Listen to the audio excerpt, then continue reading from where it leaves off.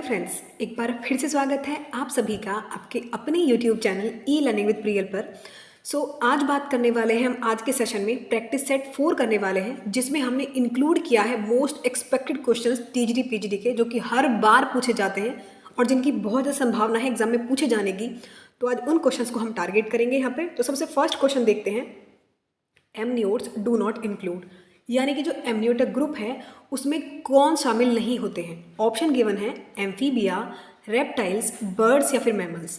तो बात करते हैं एमनियोट्स होते क्या हैं। तो एमनियोट्स का बेसिकली जो ग्रुप है उसमें रेप्टाइल्स आते हैं, बर्ड्स आते हैं और मैमल्स आते हैं। इनमें होता क्या है कि इनकी जो एनिमल्स की एम्ब्रियोनिक स्टेज में एक्स्ट्रा एम्ब्रियोनिक मेम्ब्रेन बन जाती हैं, जैसे कि उनमें एमनियोन मेम्ब्रेन होती है, कोरियोन होता है और एक एलेंटोइस होती है। जिसमें ये तीनों एम्ब्रियन प्रेजेंट होती हैं, उनको एमनियोन के अंदर रखा जाता है। तो एम्फीबिया जो है इनको एमनियोट्स के अंदर नहीं रखा जाता है, बिकॉज इनमें एक्स्ट्रा एम्ब्रियन मेम्ब्रेन डेवलप नहीं होती है। तो आपका ए ऑप्शन बिल्कुल ठीक हो जाएगा। नेक्स्ट क्वेश्चन देखते हैं।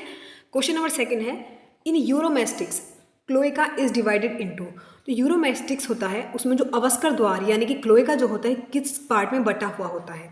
ऑप्शन गिवन है कोप्रोडियम एंड यूरेडियम, कॉप्रोइडियम और प्रोक्टोइडियम, कॉप्रोइडियम यूरोइडियम या फिर प्रोक्टोइडियम या फिर यूरोइडियम एंड प्रोक्टोइडियम।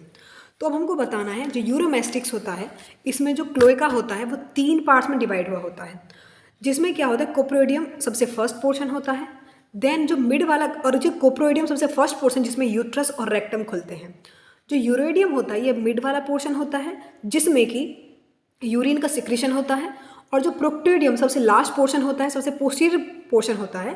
तो ये जो यूरोमेस्टिक्स है इन 3 पार्ट्स में डिवाइड हुआ होता है। एक एक क्वेश्चन बहुत ही इंपॉर्टेंट है, नोट करते चलना। नेक्स्ट क्वेश्चन देखते हैं। और आप टेलीग्राम चैनल ज्वाइन कर सकते हैं, वहाँ क्विज चलाए जाते हैं, प्रॉपर क्लास वहाँ अरेंज है, तो आप वो ज्वाइन कर सकते हैं। ई लर्निंग विद प्रियल को सब्सक्राइब करना, शेयर करना और लाइक करना। सभी जो जितना भी आपका कंटेंट है टीजीडी पीजीडी के रिगार्डिंग इस चैनल पर आपको बिल्कुल अवेलेबल कराया जाएगा। सभी नोट्स से प्रोवाइड किए जाएंगे टेलीग्राम चैनल पर, आप वहाँ जाकर ज्वाइन कर सकते हैं। थर्ड क्वेश्चन देखते हैं। थर्ड क्वेश्चन है, फोरामन ऑफ पेनाइजी किसके हार्ट में पाया जाता है। फोरामन ऑफ पेनाइजी ऑर्गन है वो किसके हार्ट में पाया जाता है। फ्रॉग में, पिजन में, क्रोकोडाइल में, फिर रैबिट में। जो मगरमच्छ होते हैं फिर जो घड़ियाल हैं, आप सभी जानते हैं कौन से क्लास में आते हैं, ये रेप्टाइल्स में आते हैं। ये बेसिकली ये ओविपेरस होते हैं इनकी, और इनमें जो डेंटिशन होता है नॉर्मली वो होता है थीकोडॉन्ट टाइप में। अदर इन्फॉर्मेशन भी देनी ज़रूरी है बिकॉज क्वेश्चन तो कहीं से बन सकते हैं, लेकिन हमारे कंसेप्ट बिल्कुल अच्छे से क्लियर होने चाहिए। इनमें होता क्या है, फोरामन ऑफ ये अपना जो ऊपर का जबड़ा होता है उसको आराम से हिलाने में, इधर उधर करने में बहुत ही सक्षम होते हैं।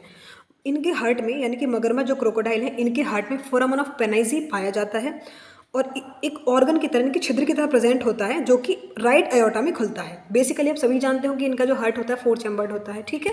तो थर्ड यानी क्रोकोडाइल आपका राइट ऑप्शन हो जाएगा। नेक्स्ट क्वेश्चन है, animal which can move upper jaw is. अभी हमने पढ़ा था जो ऊपर का जबड़ा अपना आसानी से हिला सकते हैं वो क्रोकोडाइल होते हैं, यानी कि हमारा बी ऑप्शन है बिल्कुल ठीक हो जाएगा, ठीक है। ये सभी क्वेश्चन बहुत ज़्यादा टाइम पूछे गए हैं, तो अच्छे से नोट करते चलने के क्वेश्चन को।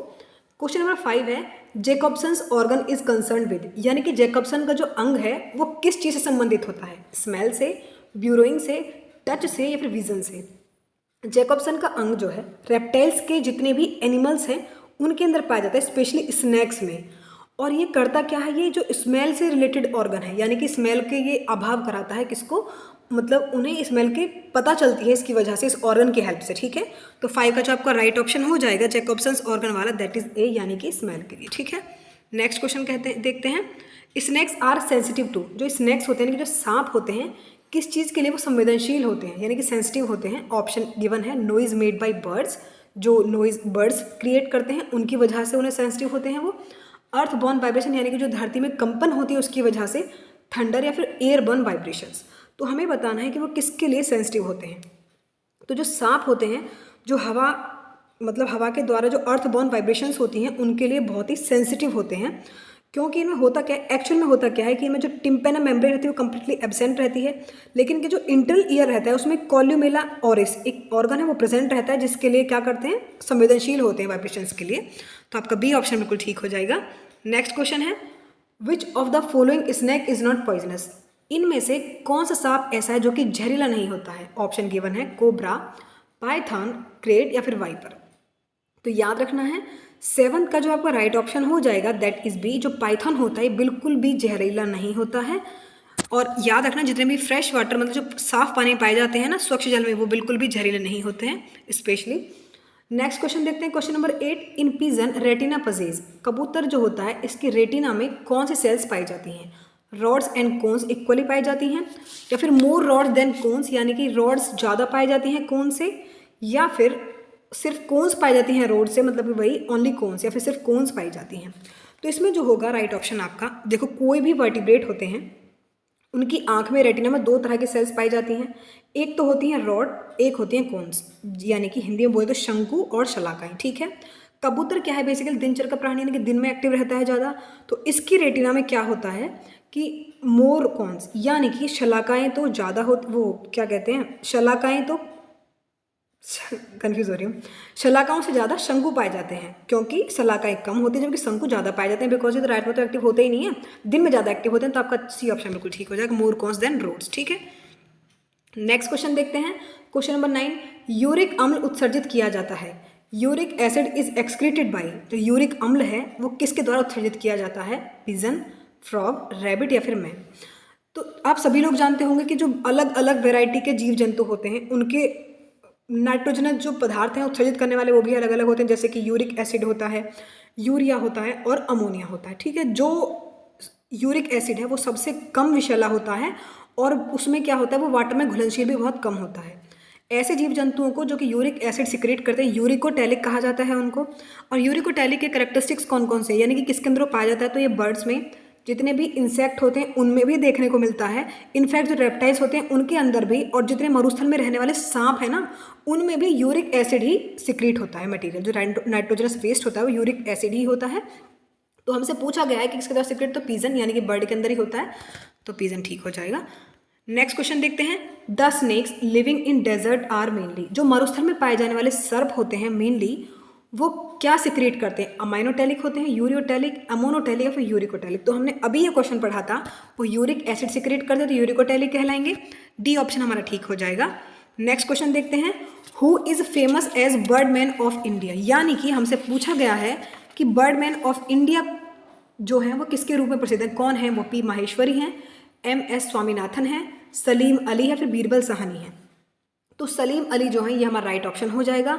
इन्होंने पक्षियों के बारे में बहुत ही अच्छे तरीके से अध्ययन किया है, इन्हें बर्डमैन ऑफ इंडिया के नाम से जाना जाता है। नेक्स्ट क्वेश्चन देखते हैं, wish bone is the characteristic feature of, तो इच्छा शक्ति किसका लाक्षणिक गुण होता है? विश बोन किसके अंदर पाई जाती है?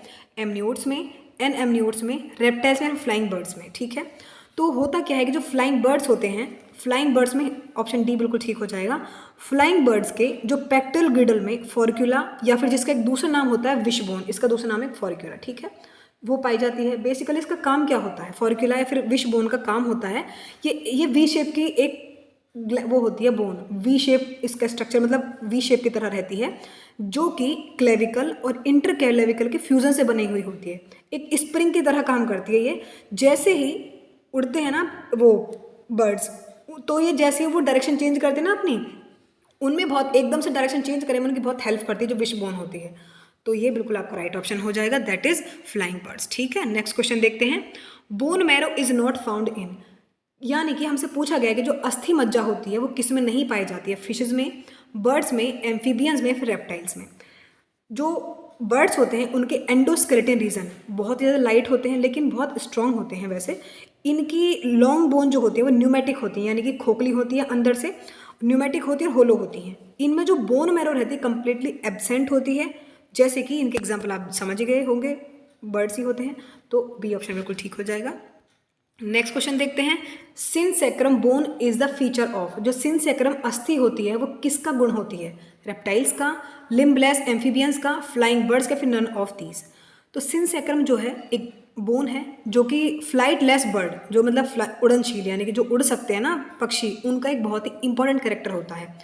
पहले एक वर्टिब्री के उससे ऑर्गेनाइजेशन से बनी हुई होती है, जो कि जैसे ही वो उड़ते हैं तो उनके बैलेंस करने में हेल्प करती है।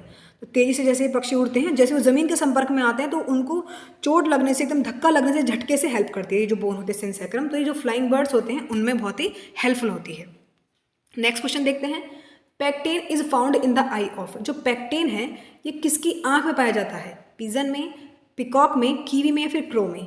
तो पैक्टेन जो होता है पक्षियों की आंख में जो बिल्कुल इंटरनल ईयर में पाया जाता है, बिल्कुल कॉम्ब लाइक स्ट्रक्चर होता है, जैसे कंघी होती है ना वैसे एक स्ट्रक्चर होता है दिखने में।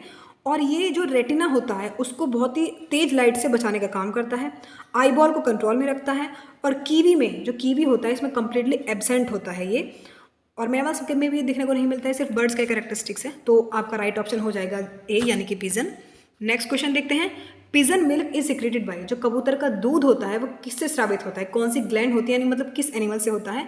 मेल पिजन से, female pigeon, both male and female, या फिर none of these?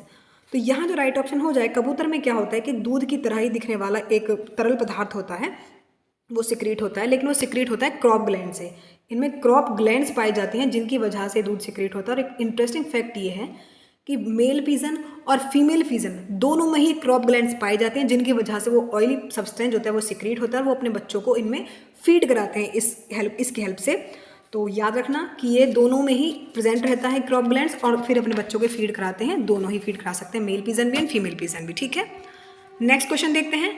N oil producing gland on the tail of some birds is known as. यानी कि कुछ पक्षियों के पूंछ पर तेल उत्पाद करने वाली ग्रंथि कहलाती हैं, वो क्या होती हैं? प्रीन ग्लैंड्स होती हैं, म्यूकस ग्रीन ग्लैंड, या फिर स्यूबेशियस ग्लैंड, कौन सी होती हैं?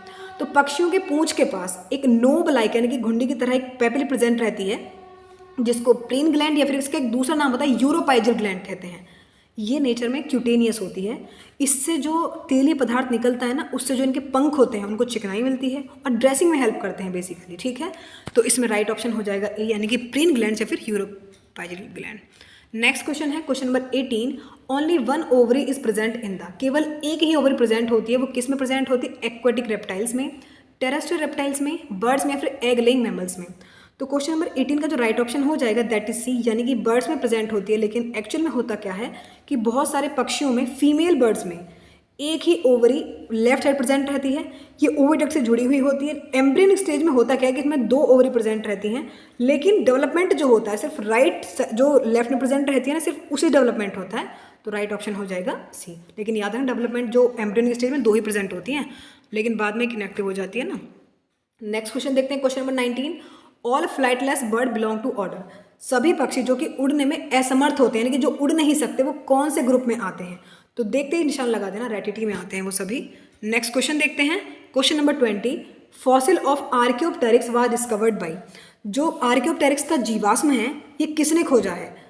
एच स्पेंसर ने, ई हैकल ने, एंड्रियास वैगनर, या फिर वी कुरेनियन ने? आर्कियोप्टेरिक्स का जीवाश्म एंड्रियास वैगनर ने खोजा है। इन्होंने इसे जर्मनी के सोलनहॉफ वेबडिया नामक स्थान से खोजा था। ये एक ऐसा पक्षी है जो कि बर्ड और रेप्टाइल्स के बीच की कड़ी माना जाता है, यानी कि इनमें दोनों को ही लक्षण देखने को मिलते हैं। तो टॉप 20 क्वेश्चंस हम कंप्लीट कर चुके हैं विद डिटेल डिस्कशन के साथ। ई लर्निंग विद प्रियल को लाइक करना, शेयर करना, सब्सक्राइब करना। मिलते हैं नेक्स्ट वीडियो साथ, तब तक के लिए बाय। Thanks for watching.